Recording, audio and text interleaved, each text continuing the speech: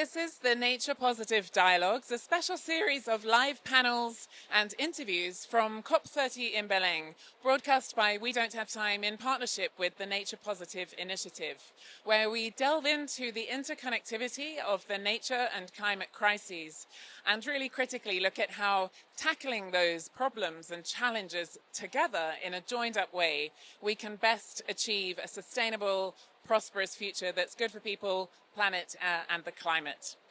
We're joined by Marcelo Behar today for this interview. He is the special envoy for the bioeconomy of the COP30 presidency.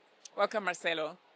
Thank you so much. My pleasure to be with all of you on Nature Day at COP30. Exactly, Nature Day. It's an important moment. Before we get into that content a little bit, perhaps, Marcelo, you could just explain a little bit, for those who are less familiar, what is bioeconomy and from where has that concept emerged? So bioeconomy is a new way of producing and restoring nature at the same time while we curb emissions down. It all started in different places, in many different areas, but it was summed up during G20 meeting last year that happened here in Brazil, in Rio de Janeiro, in which countries that normally disagree, like the US, Russia, Ukraine, and Brazil and other 16 countries, they came together with 10 level principles for the bioeconomy, and with the definition I invite you all to visit. It's only one page, but the 10 level high level principles are there, and now it's for us to connect the dots between the three Rio conventions: the one for climate, the one for nature, and the one for land use desertification. Bioeconomy puts it all together. And the fact that we're here at COP30 in Belém, right on the edge of the Amazon, and there is a specific focus on bioeconomy. Why is that? So this is the way moving forward, in which we can take all the resources and the offers that Brazil is giving to this COP. So all nature-based solutions, how can we bring carbon down and bring emissions down using our capacity to regenerate forests. So we know that yearly we are deforesting around 11 million hectares, and the global number is we already have degraded 1.5 billion hectares of land. So in Brazil only we have 128 billion hectares to be recovered. So there are new technologies, new possibilities, and new enterprises, new companies who are building that as well. So for us to connect those dots, allowing from one side forestry to play its role on bioeconomy, from the other side agriculture to shift towards a more regenerative future, bring emissions down, using bio inputs instead of chemicals, and for traditional communities to be recognized and to have the resources they need for access for benefit sharing, since they are the ones who are conserving 80% of biodiversity on Earth. And how does the bioeconomy link to the nature positive global goal and movement? And how can we ensure at COP30, but also beyond this climate COP, that there is a nature positive bioeconomy going forward?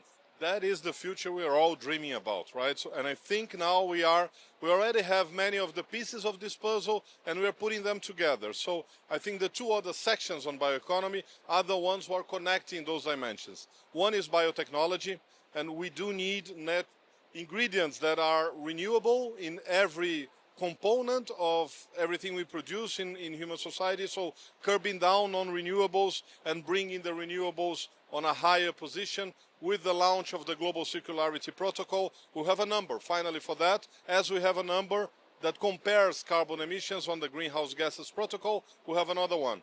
And nature positive is what we need for finance. So finance must connect the dots between how science is articulating public policy, how companies are producing, and how we are lending money, so we can all become not only nature positive but regenerative as well.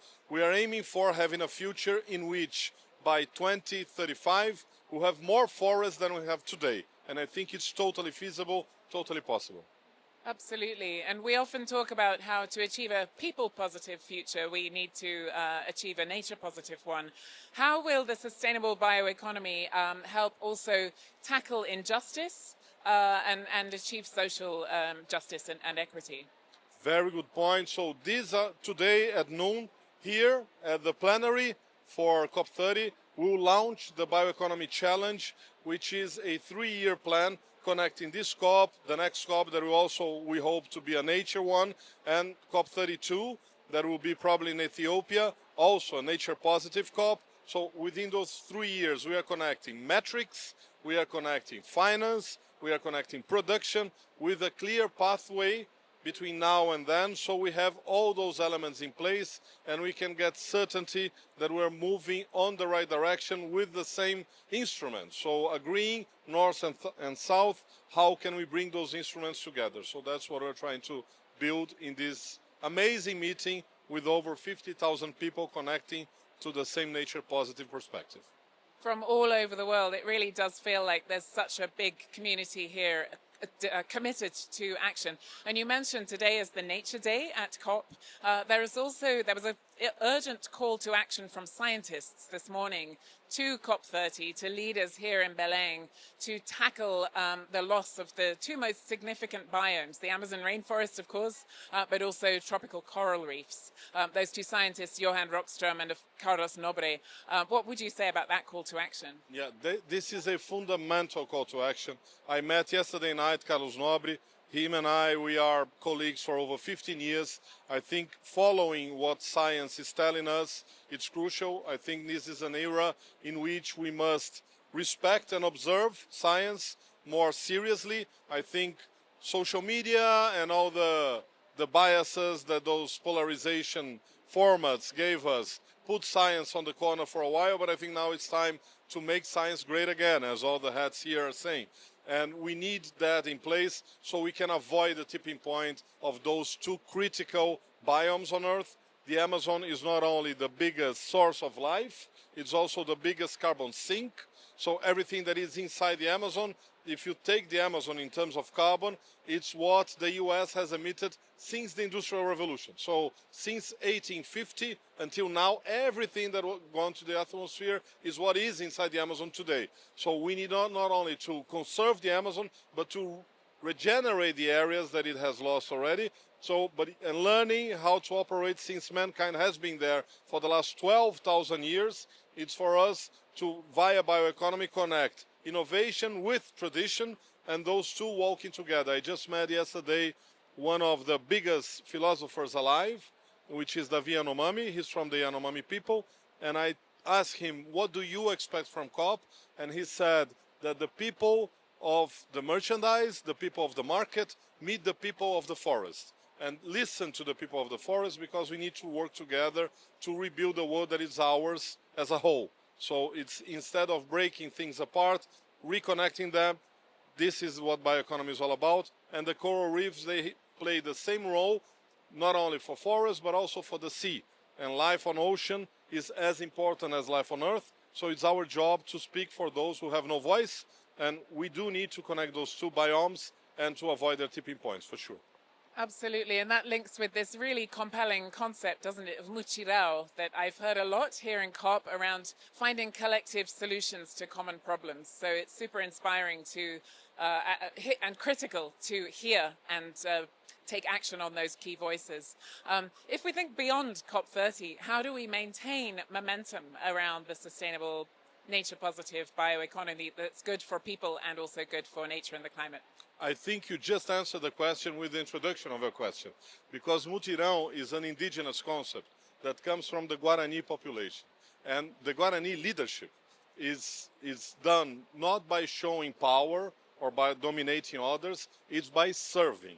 And mutirão is an idea not only of collective action, but everyone knows what they have to do to bring the health of the collective, of the village, and to do what they must do, not being told by anyone, but because the force of action is the one that is in the right direction. So I think after COP, the mutirão spirit will take a global scale. We all know what we need to do, that we need to curb down emissions, we need to take away fossil fuels, we need to build solutions that are nature positive, and with that, building the solutions and explaining how to do that, which is the purpose of this COP, I think we'll be on the right track and we'll keep on moving on the right direction, bringing the elements in place. Definitely. We must keep that spirit of Mutirao going forwards. And maybe one last question, if I may, Marcelo, could I ask you, what does nature positive mean to you? I think nature positive is a new way of not only measuring, but above all, feeling things. We've been talking too much about carbon emissions and we need to shift to carbon emotions. And nature is far more understandable for people who are on their daily lives, who are working, who are trying to just build their lives, pay their bills. They know nature, they know how they connect to nature, and if they're not connecting to nature. So becoming nature positive is bringing nature to everyone's lives and to all the solutions that people need to recreate life. So as all lawyers all love to go to the Greek concept and to the etymology, bioeconomy means bios, oikos, nomos, or the rule of life in the house. So nature positive is bringing those rules back so we are all on the same house. Fantastic. Thank you very much. Marcelo Behar, Special Envoy for the Bioeconomy here at COP30 in Belém. We wish you well in these busy days. Back to you.